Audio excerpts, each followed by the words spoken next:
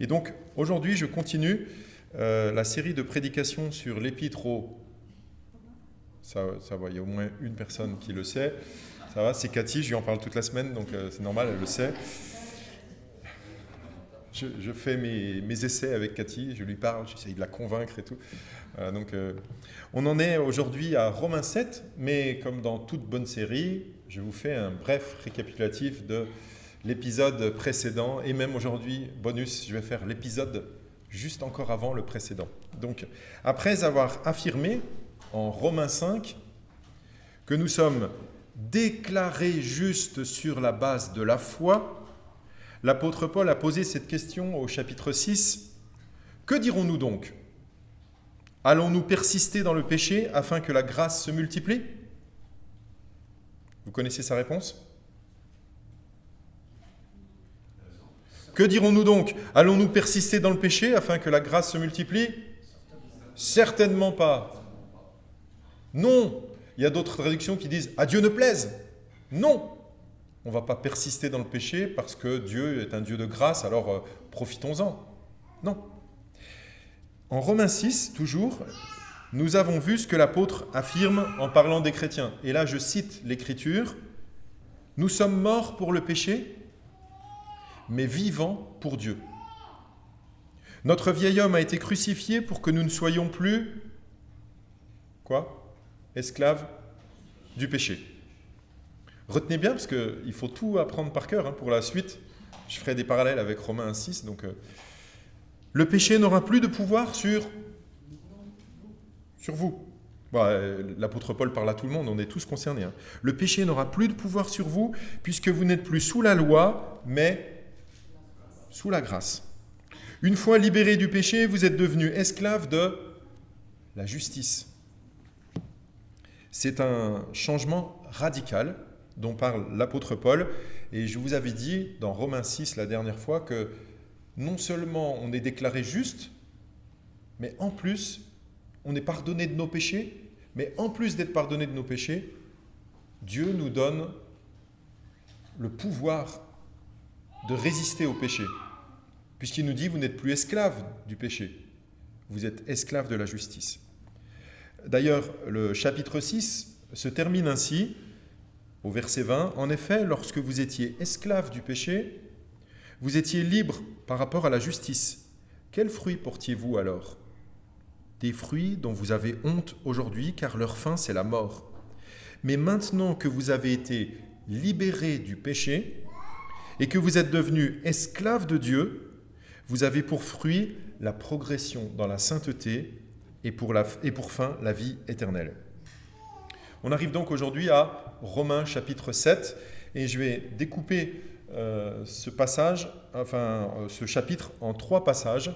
Donc d'abord 1 à 6, puis 7 à 12, puis 13 à 25. On commence par 1 à 6.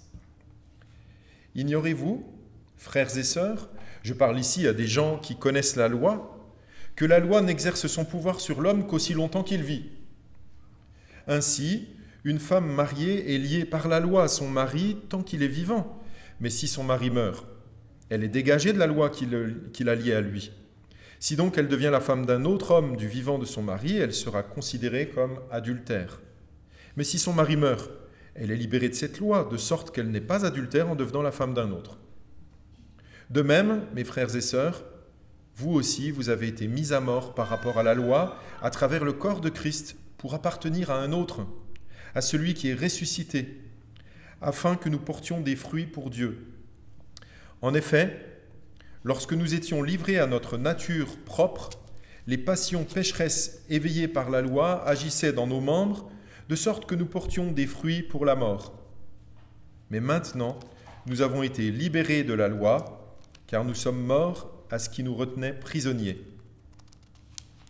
De sorte que nous servons sous le régime nouveau de l'esprit et non sous le régime périmé de la loi écrite. » Ça commence donc par une question. Vous avez remarqué que l'apôtre Paul, dans l'épître aux Romains, je vous l'ai déjà dit, très souvent pose des questions, et souvent des questions que les gens se posent, il les devine et il les pose à leur place en fait. Puisque c'est une lettre, de toute façon, c'est pas un échange téléphonique, Donc il est obligé de poser les questions et de donner les réponses.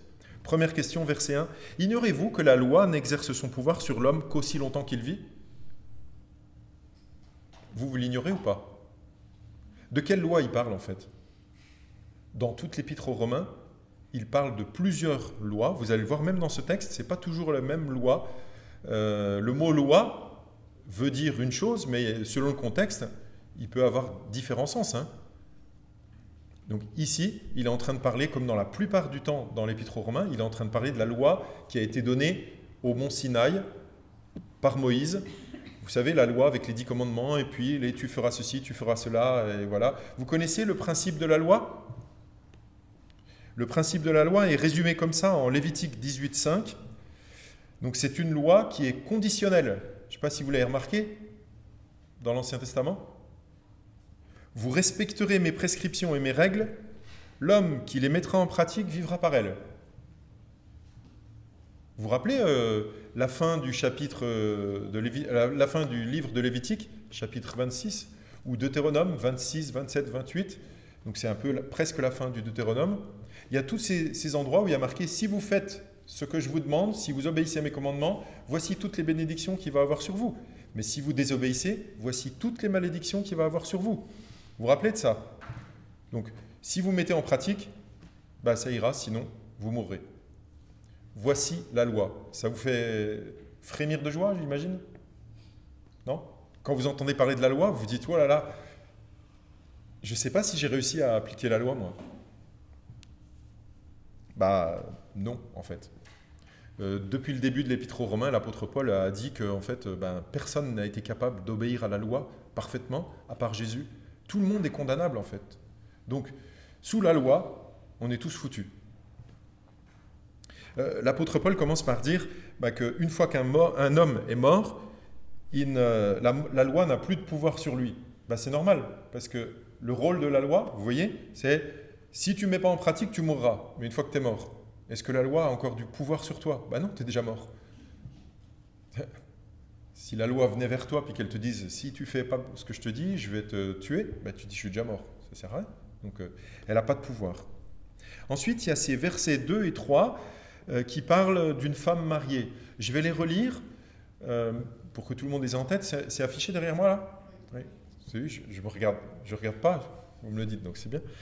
Donc, ainsi, une femme mariée est liée par la loi à son mari tant qu'il est vivant, mais si son mari meurt, elle est dégagée de la loi qui la liait à lui.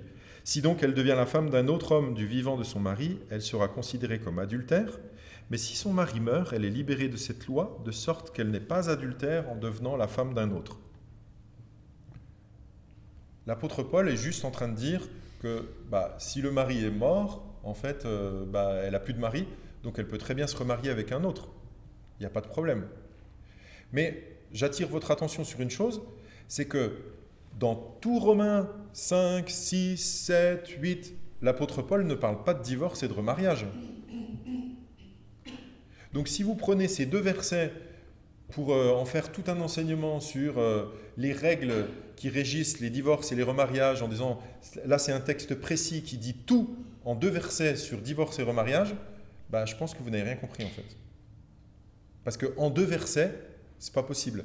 Il y a d'autres endroits dans la Bible qui parlent de divorce, de mariage et tout ça. Donc là, en fait, simplement, l'apôtre Paul prend un exemple, une illustration.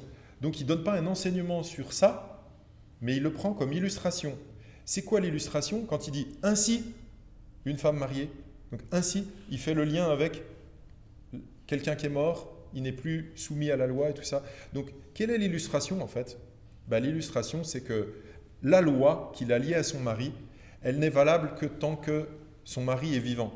Si le mari est mort, cette loi-là, en fait, elle n'a plus de pouvoir sur elle, elle est libérée de cette loi, et donc elle peut faire ce qu'elle veut. Et ce qui est intéressant, c'est de voir la suite. Regardez bien le verset 4, ça commence par « de même ». Soyez attentifs aux mots « cependant, car, de même, ainsi ». Ça commençait tout à l'heure, le verset 2, par « ainsi une femme mariée », et maintenant, verset 4, « de même, mes frères et sœurs ». Donc, de même, ça vous fait penser à quoi? Qu'il y a un lien avec ce qui est dit juste avant, en fait, avec cette histoire de femme mariée, de mari mort et tout ça. Donc, de même, mes frères et sœurs, vous aussi, vous avez été mis à mort par rapport à la loi à travers le corps de Christ pour appartenir à un autre, à celui qui est ressuscité, afin que nous portions des fruits pour Dieu. Vous avez été mis à mort par rapport à la loi pour appartenir à un autre. Si vous prenez le temps de lire ce passage-là, vous allez vous creuser la tête et vous dire, mais c'est quoi la comparaison en fait? Parce que la femme, elle était liée à son mari, donc son mari est mort et du coup elle est libre. Mais ici, on nous dit, c'est pas le mari, il n'y a pas de mari et de femme là, mais on nous dit de même, vous, les chrétiens en fait, frères et sœurs, c'est vous qui avez été mis à mort, en fait.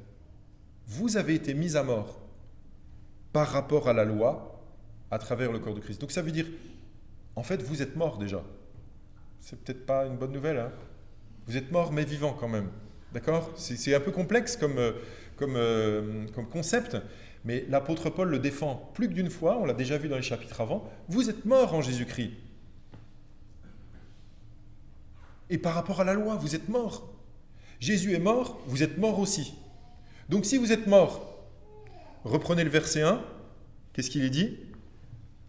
Est-ce que vous ignorez que la loi n'exerce son pouvoir sur l'homme qu'aussi longtemps qu'il vit? La loi de Dieu, elle a du pouvoir sur vous tant que vous êtes vivant. Mais il dit, vous, frères et sœurs, je ne l'invente pas, hein, vous avez été mis à mort par rapport à la loi. Donc en fait, il n'y a pas de problème, vous êtes déjà mort par rapport à la loi. Donc la loi, elle n'a plus de pouvoir sur vous. Si j'avais 7-8 ans, je lui ferais bien « Nananer, tu peux rien contre moi, c'est fini ». Mais j'ai été mis à mort, et vous aussi, les chrétiens, ceux qui ont la foi en Christ, ont été mis à mort par rapport à la loi pour appartenir à un autre. À qui? À Christ. À celui qui est ressuscité afin que nous portions des fruits pour Dieu. Donc il y a bien cette idée de porter du fruit pour Dieu. Donc Éphésiens par exemple le dit aussi au chapitre 2, les œuvres bonnes afin de pratiquer les œuvres bonnes qu'il a préparées d'avance pour nous. Donc il y a bien quelque chose à faire. Mais nous sommes morts et nous appartenons à un autre. Nous n'appartenons plus à la loi, nous ne sommes plus sous la loi, nous ne sommes plus condamnés, écrasés par la loi. Le verset 1 dit, la loi n'exerce plus son pouvoir puisqu'on est mort. Donc, ça veut dire qu'en fait, nous pouvons appartenir et nous appartenons maintenant à un autre. Une personne ne peut pas être liée à la fois à la loi et à Christ. C'est un choix en fait. Soit vous voulez rester sous la loi, l'apôtre Paul le dit bien souvent, lisez Galates aussi, on ne peut pas revenir à la loi en fait. Si vous voulez obéir à la loi et que vous en faites le principe qui va vous libérer et qui va vous sauver, à ce moment-là, il faut obéir à tous les commandements de la loi. Mais comme ce n'est pas possible, le conseil de l'apôtre Paul, et je me range tout petit derrière lui, c'est de dire arrêtez de penser que c'est par la loi que vous allez vous en sortir. D'ailleurs, il dit en fait que nous avons été libérés de la loi. Je reprends un petit peu plus loin le verset 5. En effet, lorsque nous étions livrés à notre nature propre, la version seconde, la plus ancienne, l'a dit à notre chair. Vous savez, l'apôtre Paul parle souvent de vivre par la chair ou vivre par l'esprit. Donc notre chair, c'est notre nature propre en fait, notre nature pécheresse. Donc il dit en effet, lorsque nous étions livrés à notre nature propre, les passions pécheresses éveillées, écoutez bien, c'est curieux ça, hein, éveillées par la loi, agissaient dans nos membres, de sorte que nous portions des fruits pour la mort. La loi de Dieu, donc il est dit, elle éveille les passions pécheresses. Pourtant, la loi de Dieu, c'est bien, non?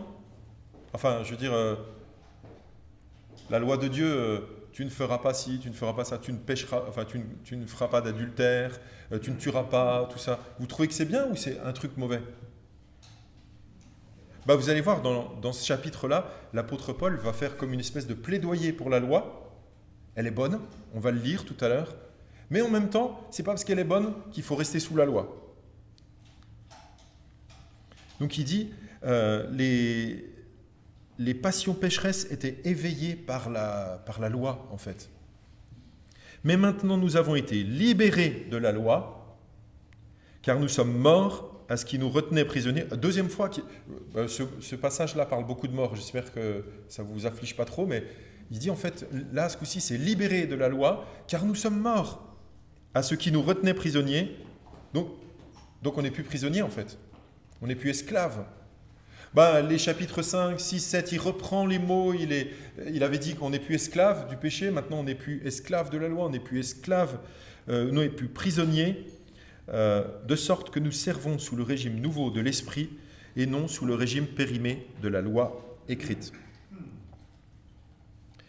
Est-ce que vous avez déjà remarqué quelque chose? Par exemple, vous dites aux enfants, c'est valable pour les adultes aussi, mais vous dites aux enfants, dans la cour, là, il y a des graviers. Dites aux enfants, ne jouez pas avec les graviers. Nous ne voulons pas. Et puis là, il y a un évier qui est bouché. Parce que peut-être, c'est déjà arrivé en fait, que des gens, on imagine des enfants, pas des adultes, ou alors si c'est vous, dénoncez-vous. Vous aurez une amende. Mais il y a des graviers dans un évier. Et du coup, on fait couler de l'eau, ça bouche, en fait. Dites à quelqu'un, ne touche pas, qu'est-ce qui se passe? Ça suscite l'envie de toucher. Et pourquoi pas, tiens? Et en fait, c'est écrit, en fait. Ça suscite, la loi, elle suscite l'envie de pécher. Si ce n'était pas dit, on n'aurait peut-être pas envie de le faire. Mais comme c'est dit, ne transgresse pas. Ça me donne envie quand même. Et donc, c'est ce qui est dit là. Alors, il est dit que nous sommes libérés de la loi. Alors là, peut-être il y en a déjà depuis tout à l'heure qui se disent, attends, libérés de la loi, ça veut dire quoi en fait? Ça veut dire qu'en fait, la loi, on n'a pas besoin d'obéir, on peut faire ce qu'on veut. On peut désobéir, il n'y a plus de commandements. Allez-y, vivez n'importe comment. C'est ça? Libérés de la loi? Non, pas du tout. On va le voir un peu plus loin. Mais par exemple, l'apôtre Paul, à un moment, je vous le cite, vous pourrez le retrouver dans 1 Corinthiens, chapitre 9, verset 21. Il dit qu'on n'est pas sous la loi de Moïse, mais lui, il dit qu'il se conforme à la loi de Christ. La loi de l'Ancien Testament, il y avait des choses, et la loi de Christ, il y a d'autres choses. Vous savez bien que Jésus, il n'a pas dit qu'il bannissait la loi, que c'était terminé, qu'on n'en parlait plus. Donc il a accompli la loi, et l'apôtre Paul dit qu'il se conforme à la loi de Christ. Mais il y a une différence ici, c'est qu'il est dit qu'il ne faut pas, le dernier verset là, de sorte que nous servons sous le régime nouveau de l'esprit et non sous le régime périmé de la loi écrite. Certains comprennent parfois qu'il faut, vous avez déjà entendu parler, il y a un texte et puis il y a l'esprit du texte. Vous avez déjà entendu cette expression? C'est-à-dire l'esprit du texte, c'est pas vraiment ce qui est écrit, mais c'est que pour les initiés, quoi, tu vois. Il y en a qui ne comprennent pas, puis il y en a, ils sont éclairés, ils comprennent le texte. Et ici, ce n'est pas de ça dont il est question. Quand il est parlé de l'esprit du texte, l'esprit et puis le texte, ou le texte littéral, ce n'est pas ça en fait. C'est la loi, ce qui est comparé, c'est la loi, en fait, écrite, et la loi de l'esprit. Vous vous rappelez le prophète Jérémie qui avait annoncé que dans le Nouveau Testament, enfin il n'a pas dit dans le Nouveau Testament, lui il a dit qu'un jour, il y aurait les pensées de Dieu qui seraient dans le cœur, les commandements de Dieu qui seraient inscrits dans le cœur, en fait, que le cœur serait changé. En fait, c'est ça, vivre par l'esprit, c'est que notre cœur est changé et qu'on a envie de plaire à Dieu. Dieu met sa bonne volonté en nous. C'est ça, en fait, vivre par l'esprit. Alors, conclusion de cette première partie, si nous sommes libérés de la loi, est-ce que ça veut dire donc qu'on peut faire ce qu'on veut et obéir à rien du tout? Est-ce que ça veut dire que finalement, la loi, elle serait mauvaise, puisqu'elle conduit à des passions pécheresses, donc elle serait mauvaise et inutile? Bien, l'apôtre anticipe nos questions, il y répond à la section suivante, donc verset 7. Que dirons-nous donc? La loi est-elle péché? Certainement pas. Mais je n'ai connu le péché que par l'intermédiaire de la loi. En effet, je n'aurais pas su ce qu'est la convoitise si la loi n'avait pas dit « tu ne convoiteras pas ». Saisissant l'occasion offerte par ce commandement, le péché a produit en moi toutes sortes de désirs. En effet, sans loi, le péché est mort. Pour ma part, sans la loi, je vivais autrefois. Mais quand le commandement est venu, le péché a repris vie et moi, je suis mort. Il s'est trouvé que le commandement qui devait conduire à la vie m'a conduit à la mort. Je vous l'avais dit que ce mot mort, il était beaucoup dans le passage. En effet, le péché, saisissant l'occasion offerte par le commandement, m'a trompé et par lui m'a donné la mort. Ainsi donc, la loi est sainte, et le commandement est saint, juste et bon. Vous voyez dans cette section, le début de la section et la fin de la section disent que la loi, elle est bonne en fait. Le début, c'est « la loi est-elle péché ?» Donc elle serait mauvaise en fait? Non, certainement pas. Et la conclusion, « ainsi donc la loi est sainte et le commandement est saint, juste et bon. » Alors c'est quoi le problème? Si la loi est bonne, si le commandement est saint, juste et bon, alors pourquoi dire qu'on est libéré de la loi et qu'on devrait ne plus être sous la loi? C'est quoi son problème? Là, il le redit un petit peu en fait. C'est la loi a un effet désastreux. Elle est un révélateur du péché. Le péché qui, en moi, est suscité par la loi, et il dit en fait, quand on dit ne convoite pas, c'est lui qui l'explique, il prend cet exemple d'un des commandements, un des 10 commandements, la convoitise, et il dit c'est quand j'ai appris qu'il y avait un commandement qui dit tu ne convoiteras pas, tching, je ne sais pas pourquoi, mais ça s'est réveillé. J'ai eu envie, j'ai convoité.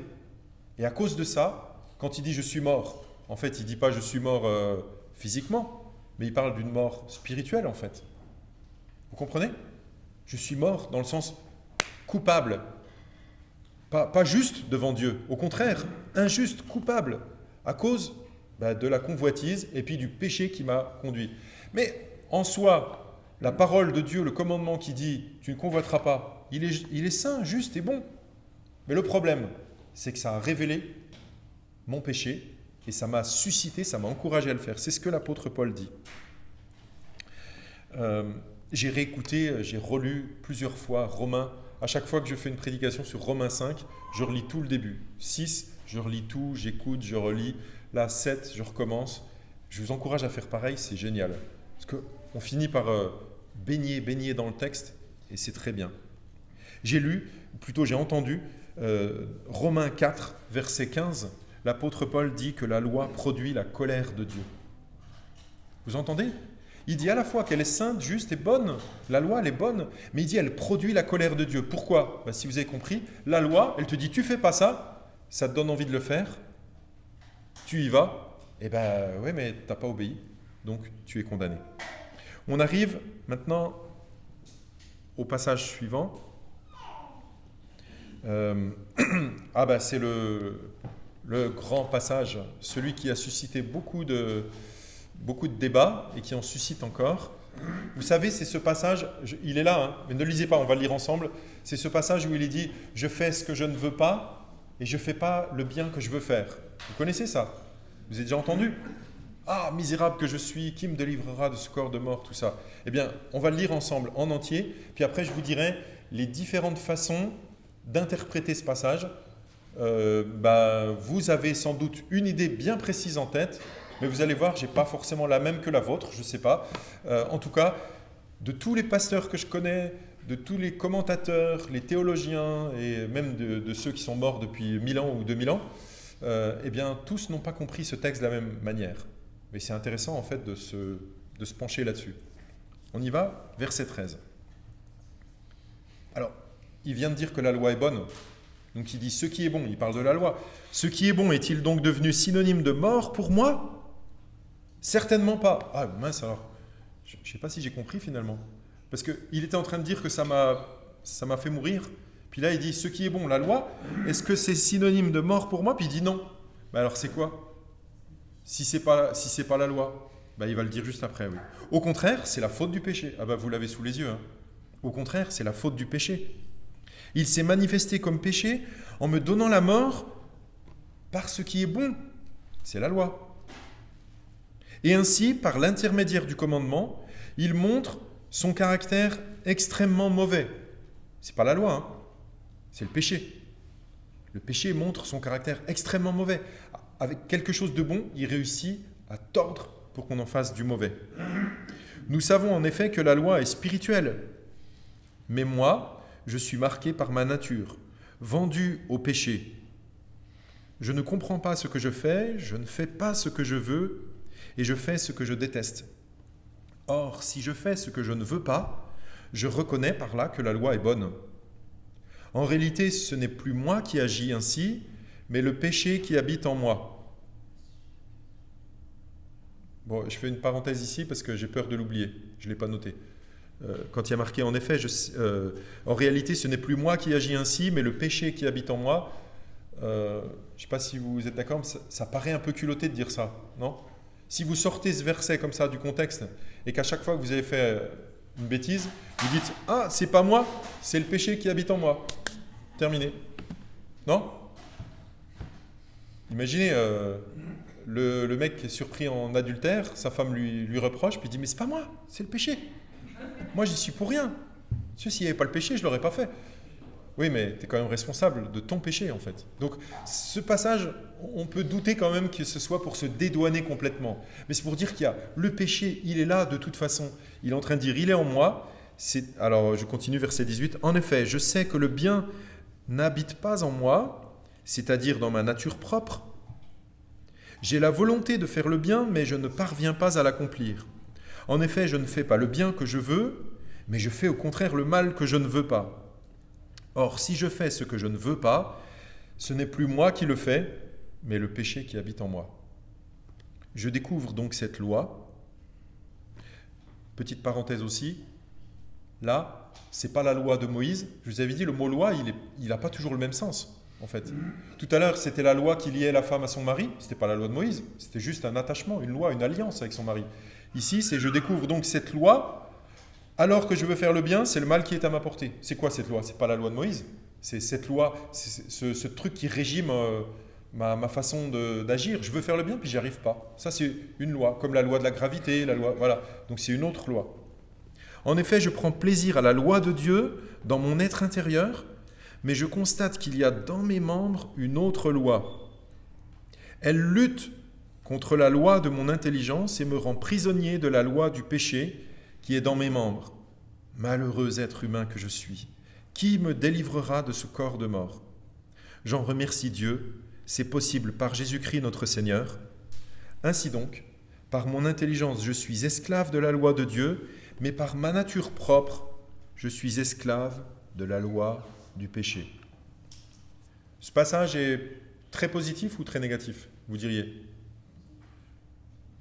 Le passage complet, là, qu'on vient de dire, de 13 à 25, c'est plutôt waouh.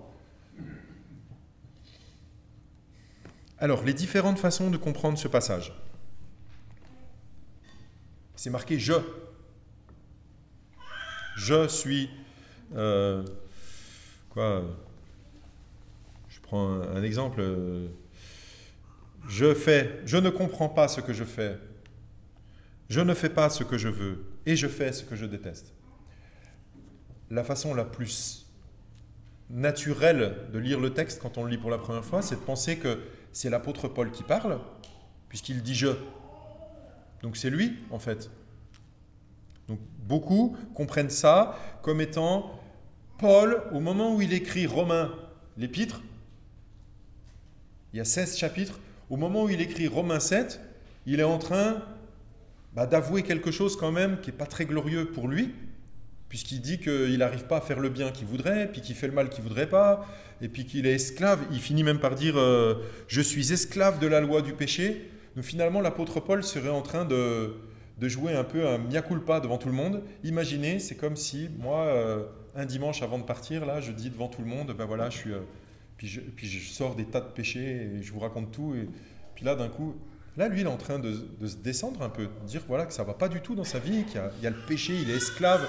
Donc certains le comprennent comme ça, c'est son expérience actuelle. Donc finalement, beaucoup lisent ce passage en se l'attribuant directement. C'est peut-être ce que vous faites, en disant quand l'apôtre dit « je suis esclave du péché, je ne fais pas le bien que je voudrais », beaucoup se disent « c'est moi ». L'apôtre Paul, je le sais, il parle de moi, en fait. Parce que moi, je vis exactement la même chose. C'est dingue. Paul l'a écrit il y a 2000 ans et on dirait qu'il parlait de moi. Alors, certains pensent que c'est soit l'apôtre Paul qui parle de lui, ou aussi, il parle de moi, finalement. Donc quand il dit « je », il ne parle pas que de lui, il parle aussi de nous. Il parle de tout le monde, finalement. Donc, on va ranger cette catégorie, c'est ceux qui pensent que c'est ici un chrétien mature, en fait. Un vrai chrétien, né de nouveau, quelqu'un qui croit vraiment, qui a la foi en Jésus, quelqu'un qui est déclaré juste, comme on l'a vu dans l'Épître aux Romains, quelqu'un qui est saint, puisque l'apôtre se déclare comme saint et il parle aux autres comme des saints, frères en Jésus-Christ, bien-aimés de Dieu, comme des gens qui sont plus ennemis de Dieu. Donc, l'apôtre Paul parlerait de lui et des chrétiens matures. Deuxième façon de le voir, ce serait Paul est en train de décrire non pas ce qu'il vit actuellement, mais ce qu'il vivait dans le passé, avant de connaître Christ. Vous savez que l'apôtre Paul était un juif pieux. Il l'a dit à un moment qu'il a été élevé au pied de Gamaliel, c'était un grand docteur de la loi de l'époque, et il était pieux. Vous savez qu'il a conduit des chrétiens, même avant de se convertir, à la mort et en prison. Et donc il était très à cheval sur la loi, en fait. Tous les commandements, il fallait obéir. Et donc, l'apôtre Paul serait en train ici de se décrire avant de connaître Christ, en disant que c'est ce qu'il vivait, cette espèce d'esclavage du péché, de bons désirs par rapport à la loi. Dans mon cœur, dans mon intelligence, j'aime la loi, mais en même temps, je constate que je n'y arrive pas. Donc, il dit ce qu'il vivait avant, mais maintenant, il ne le vivrait plus. C'est-à-dire maintenant, il serait chrétien, et hop, on saute Romains 8, ceux qui connaissent déjà, il n'y a plus aucune condamnation en Jésus-Christ, et puis c'est l'esprit, c'est la vie par l'esprit et pas par la chair, et du coup, donc l'apôtre Paul serait en train de parler de avant. Et puis la troisième façon de le penser, souvent il y en a qui mettent deux catégories, mais il y en a aussi d'autres qui font une troisième, c'est Paul décrirait ici l'expérience d'un chrétien, mais un chrétien qui ne serait pas mature, en fait. Un chrétien qui serait assez éloigné de la sainteté, en fait. Assez éloigné de Dieu, finalement, et qui aurait besoin de grands changements, en fait. Alors, il y a des avantages et des inconvénients à toutes ces positions. Par exemple, pour dire qu'il décrit son expérience actuelle, il y a quoi comme problème? Je vais le voir tout à l'heure. Je vais juste dire les inconvénients pour la deuxième. Quand il décrit son expérience passée, certains disent « c'est pas possible qu'il décrive son expérience passée parce qu'il dit « je », mais il parle au présent. Donc s'il parle au présent, il ne peut pas parler du passé. J'arrive devant la porte, je frappe, la prof me dit « entre », je rentre, et je dis « madame, je suis désolé, j'ai pas eu le temps de faire mon devoir, c'est possible que je puisse le refaire ?» La prof me dit « oui Stéphane, vas-y ». Je sors, j'ai 16 ans, et je suis content, je ne vais pas avoir 2 heures de colle. Vous avez tous compris que je n'ai pas 16 ans? Non? Vous avez tous compris que je parlais quand j'avais 16 ans, voilà ce qui s'est passé. Pourquoi je l'ai mis au présent? Dans le récit. Je ne suis pas obligé de dire, j'arrivais devant la classe, je frappais, ou je frappais, ou je frappais, haï, et puis la prof répondit. Ça alourdit, ça fait pas. On vit moins le truc au présent.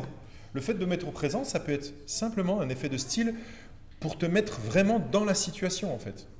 Donc, ce n'est pas un argument impératif de dire que parce qu'il parle au présent, ça veut dire forcément qu'il est en train de parler de sa situation présente. Pour moi, je lis des histoires, et je sais très bien qu'on peut parler au présent pour parler de quelque chose qui s'est passé il y a très longtemps. Alors, je vais pas ménager trop longtemps, mais je vais vous dire, j'ai entendu des prédications, j'ai lu des articles, des commentaires sur ce passage, et je vous dis, certains disent qu'ils ne peuvent pas choisir entre les deux positions. Paul parle de lui maintenant, ou Paul parle de lui avant d'être chrétien, ou Paul parle d'un chrétien immature. Moi, ça ne vous dérange pas que je vous dise ce que je pense quand même, ou pas? Non? Je vais vous dire pourquoi je pense ce que je pense. Je vais vous l'expliquer, tout en respectant, parce que je connais des gens de tous les côtés, et des gens que je connais, et qui ne pensent pas comme moi, mais je n'ai pas envie de les mépriser, mais simplement j'ai des arguments pour dire, voilà, ma position, c'est plutôt que Paul parle de son expérience passée, en fait. Bon, déjà avec mon exemple sur « je » au présent et tout ça, vous l'avez peut-être compris. Hein. Paul parle de son expérience en tant que, non pas chrétien, qui a la foi, qui est justifié par la foi, mais il parle en tant que, juste avant, quand il était sous la loi, en fait. Parce que rappelez-vous, ce passage parle de la loi. Donc il parle quand il était sous la loi, et je vais vous expliquer pourquoi. Parce que dans ce passage, il y a des choses qui sont quand même vraiment contradictoires par rapport au chapitre 6. Si vous ne vous rappelez plus ce que j'ai dit au chapitre 6, allez voir, c'est sur YouTube, il y a 15 jours. Mais j'aimerais vous montrer, dans le chapitre 7 au verset 14, il est dit, vous le voyez encore là ? Verset 14. À la fin du verset, il est dit « Moi, je suis marqué par ma nature, vendu au péché. » Ça veut dire quoi, vendu au péché ?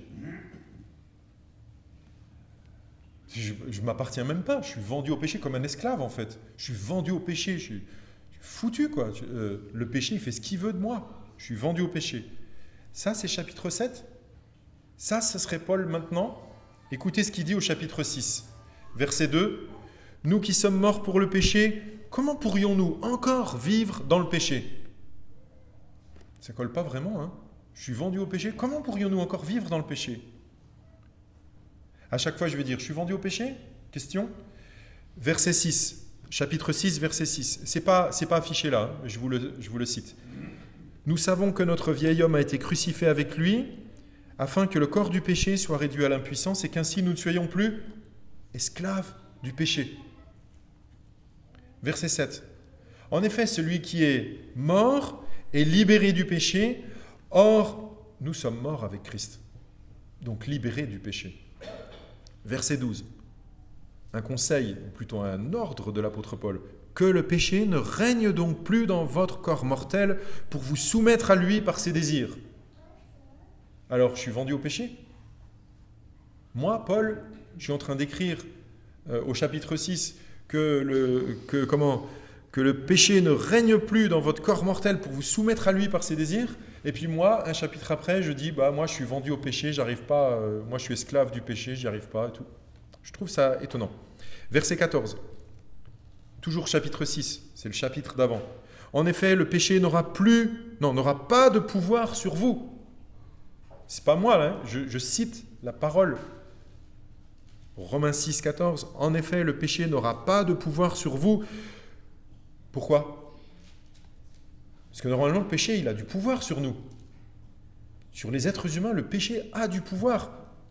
Vous vous rappelez qu'il suscite l'envie de désobéir ? La loi, elle suscite tout ça. Mais il dit bien, en effet, le péché n'aura pas de pouvoir sur vous, puisque vous n'êtes plus sous la loi. Et ça, je pense que c'est le verset peut-être que vous devriez garder aujourd'hui, le verset 6, chapitre 6, verset 14. Le péché n'aura pas de pouvoir sur vous, puisque vous n'êtes plus sous la loi, mais sous la grâce. Aïe! Le péché n'aura plus de pouvoir sur vous parce que vous n'êtes plus sous la loi, mais sous la grâce. Alors, Paul, il dit qu'il est vendu au péché maintenant, là, alors qu'il n'est plus sous la loi, mais sous la grâce. Ça, étonnant. Encore un, chapitre 6, verset 18. « Et une fois libérés du péché, vous êtes devenus esclaves de la justice. » Alors, tu es vendu au péché ou tu es libéré du péché ? Il faut savoir. Et vous êtes devenus esclaves de la justice. Tu sais, à la limite, c'est comme s'il disait « Je ne peux même pas m'empêcher d'être avec la justice, moi je suis esclave de la justice. » Alors, il ne peut pas être en même temps esclave du péché et esclave de la justice, c'est pas possible.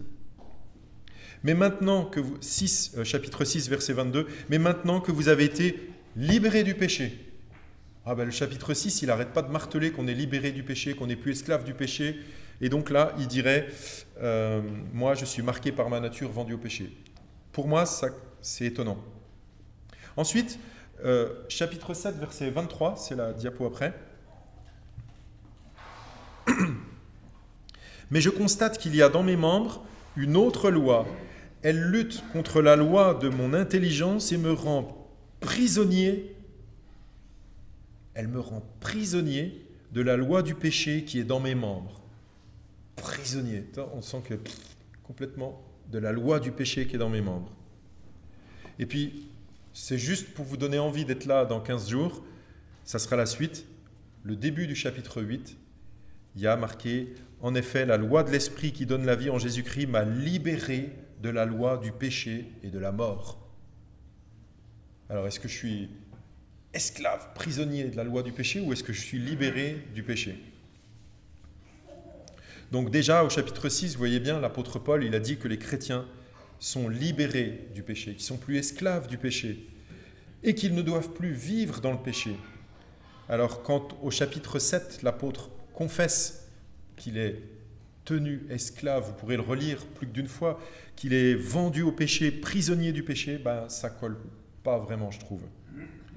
Certains pensent que Paul ne peut pas parler de sa propre expérience ici, car il a dit ailleurs qu'il était très respectueux, même avant d'être chrétien, qu'il était très respectueux. C'est ce que j'ai dit tout à l'heure dans Philippiens 3,6. Il dit, par rapport à la justice de la loi, j'étais irréprochable.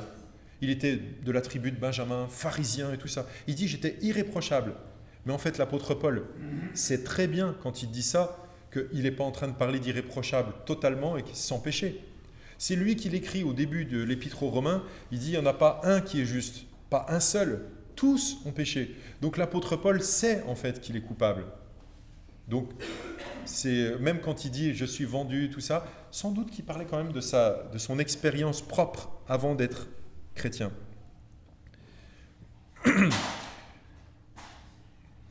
Donc, ceux qui pensent que ce texte parle d'un chrétien qui lutte contre le péché, là, vous voyez, c'était l'autre grande théorie, en fait, la autre façon d'interpréter. Ceux qui pensent que donc ça parle d'un chrétien qui lutte contre le péché. Il y en a. Moi, en tout cas, je vous avoue, quand j'étais jeune chrétien, je l'ai lu, je l'ai compris comme ça, en fait. Je ne dis pas que maintenant je suis plus intelligent et que les autres ne sont pas intelligents, c'est pas ça. À force de lire, d'étudier ce texte, je me dis, pour moi, ça ne colle pas. Mais vous savez pourquoi on pense ça, en général? À mon avis, c'est parce que notre expérience, parfois, nous amène à considérer que, oui, des fois, on est victime un peu. Des fois, on ne fait pas ce qu'on veut, ou des fois, on n'est pas assez juste, assez saint. Des fois, on se condamne nous-mêmes. Alors, du coup, quand on voit ça, on a l'impression que ça colle avec notre expérience, et du coup, on se dit, ça veut dire que c'est pour moi, ça. Mais ceux qui pensent que c'est un chrétien qui lutte contre le péché devraient, à mon avis, être attentifs à pas mal de détails. Paul, ici, dans ce chapitre 7, ne décrit pas simplement une lutte. On a tous à lutter contre le péché. Vous le savez? Oui? L'apôtre Paul, il le dit souvent. Faites mourir, par exemple, les chapitres avant, faites mourir ce qui est charnel dans vos corps. Mais l'apôtre Paul, ici, ne décrit pas seulement une lutte, il décrit une lutte qui semble bien perdue d'avance. Ce n'est pas la lutte du chrétien. Le chrétien, il n'a pas une lutte perdue d'avance. Au contraire, il a une lutte, il a déjà la victoire par Christ. Donc là, c'est une lutte perdue d'avance. Une lutte qui conduit à la frustration et à la défaite. Je lis l'Écriture. Donc je lis des extraits de ce passage pour finir, enfoncer le clou, puis vous le lirez après pour vous. Mais moi, je suis marqué par ma nature, vendu au péché. Je ne comprends pas ce que je fais. Je ne fais pas ce que je veux et je fais ce que je déteste. Le péché qui habite en moi. Tiens, c'est étonnant, l'apôtre Paul qui parle du Saint-Esprit qui habite en nous, puis là, il dit le péché qui habite en moi. C'est pas possible c'est le péché et le Saint-Esprit en même temps, complet, tout mélangé. En effet, je sais que le bien n'habite pas en moi, mais le péché qui habite en moi, une autre loi me rend prisonnier de la loi du péché qui est dans mes membres. Malheureux êtres humains que je suis, qui me délivrera de ce corps de mort? Je suis esclave de la loi du péché. Ça ne ressemble pas vraiment à la vie chrétienne dont l'apôtre Paul et les autres parlent dans le Nouveau Testament. Et ça ne ressemble pas à la vie de l'apôtre Paul, en fait. Quand on lit partout, on n'a pas l'impression... Est-ce que ça voudrait dire que c'est juste à ce moment-là, dans Romains 7, qu'il a voulu dire être un peu transparent, vous savez, ouvrir le rideau, puis dire, voilà, je vous montre comment je suis à l'intérieur, mais je referme le rideau, j'en parlerai plus. Moi, je ne crois pas. C'est vrai que nous, les chrétiens, nous n'en avons pas fini totalement avec le péché. Nous avons bien à lutter contre le péché. Mais l'apôtre Paul dit bien que nous avons été libérés du péché. Et il dit que le péché n'a plus de pouvoir sur nous. Ce qui veut dire que nous ne sommes pas obligés, en vrai. Nous ne sommes pas obligés de pécher. Nous ne sommes pas esclaves du péché. Nous pouvons choisir et refuser le péché. Celui qui croit que ce texte parle d'un chrétien, un jour, il pourrait dire cela. Qui n'a pas été tenté? Oui, je lutte contre tel ou tel péché, je ne vais pas en mentionner un, ça exclurait tous les autres. Oui, je lutte contre ce péché. Mais après tout, regarde dans Romains 7, l'apôtre Paul, le grand apôtre Paul, lui aussi, il était vendu au péché. Lui aussi, il n'arrivait pas à faire le bien qu'il voulait. Et même, il faisait le mal qu'il ne voulait pas faire. C'est bien dit dans Romains 7, non? Alors pourquoi pas moi?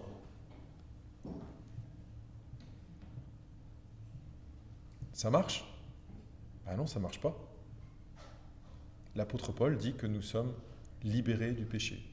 Et en fait, pour résumer un peu ce passage, ça dit bien que la loi, à plusieurs endroits on l'a vu, la loi elle est bonne, mais qu'on n'est plus sous la loi, on n'est plus esclave de la loi, on n'est plus lié par la loi, attaché, prisonnier, esclave. Et qu'est-ce que ça veut dire finalement qu'on n'est plus sous la loi? Ça veut dire qu'on est sous la grâce. Vous vous rappelez le verset que j'ai cité qui disait ça? Chapitre 6, verset 14. Vous n'êtes plus sous la loi, mais sous la grâce, en fait. Et ça ne veut pas dire qu'on fait ce qu'on veut, mais ça veut dire qu'on n'a pas à craindre par rapport à la loi et se dire « Ah, si je ne fais pas ci, si je ne fais pas ça, alors voilà ce qui va me tomber dessus. » Et certains chrétiens, parfois, ça peut être une tentation de vouloir régir sa vie par des lois, pas forcément la loi tu feras pas ci, tu feras pas ça, mais des lois du style il faut que je me lève à 5 heures pour prier, il faut que je lise la Bible pendant une demi-heure, il faut que je donne tant d'argent à l'église, il faut que je témoigne à au moins une personne par jour, il faut que je fasse 1 heure d'évangélisation, il faut... Alors, vous pouvez faire tout ça si vous voulez, c'est bien. Mais si vous mettez ça comme une loi en vous contraignant, en vous disant si je ne fais pas ça, alors ça ne va pas. C'est vous qui vous imposez en fait une loi et vous avez peut-être besoin d'entendre. Voilà, il y a une fois j'ai entendu ça et ça m'a fait bizarre. Mais Dieu, il ne vous demande pas ça. Faites le bien que vous voulez, mais ne vous mettez pas vous-même sous une loi qui vous contraigne et qui vous fasse souffrir. Sinon, vous allez obéir à cette loi que vous avez choisie vous-même par contrainte et par souffrance. Vous êtes sous la grâce de Dieu. On vit, on est sauvé par grâce, mais il faut espérer qu'après on continue à vivre par grâce, sous la grâce. Vous vous rappelez de l'image que j'ai donnée dans Romains 6 des 2 champs entourés par un grand mur de pierre où on était tous dans le premier champ et puis c'est le champ qui est régné par Satan et par le péché et que Dieu vient et il nous prend comme ça au moment de la conversion, il nous prend et il nous met dans un autre champ. Ce n'est pas une image biblique, hein, je vous l'avais dit. Hein. Il nous met dans un autre champ à côté et on est là sous le règne de Christ en fait. Et là, on est libéré de l'esclavage du péché. On n'est pas obligé de pécher, mais on peut des fois entendre ce qui se passe là-bas et être tenté. On n'a qu'une chose à faire, c'est s'éloigner le plus loin possible. Bien, j'ai lu cette semaine un passage, c'est marrant, ça m'a fait penser à ça. Ça ne veut pas dire que c'est ça, mais ça m'a fait penser à ça. C'est dans Colossiens, chapitre 1, versets 13 et 14. Ça parle de ce que Dieu a fait. Dieu, donc, il nous a délivrés de la puissance des ténèbres et nous a transportés dans le royaume de son Fils bien-aimé, en qui nous sommes rachetés, pardonnés de nos péchés. Donc il nous a transportés dans le royaume de son Fils bien-aimé. On n'est plus dans le même royaume. On ne vit plus sous la loi, on vit sous la grâce. Nous sommes rachetés, pardonnés de nos péchés. Nous pouvons remercier Dieu de nous avoir déclarés justes. Et j'espère que c'est quelque chose qui va vous pousser à lire l'Épître aux Romains encore. Nous avons été déclarés justes par la foi. Et nous pouvons remercier Dieu de nous avoir délivrés de la loi. Nous ne sommes plus esclaves du péché. Nous sommes encouragés à ne plus pécher, mais nous ne sommes plus esclaves du péché. Gloire à Dieu. Et donc la prochaine fois, dans 15 jours, nous nous pencherons sur la suite de l'Épître aux Romains, le chapitre 8, et nous serons fortifiés, déjà rien que par l'introduction qui dit « Il n'y a donc maintenant aucune condamnation pour ceux qui sont en Jésus-Christ. » Amen.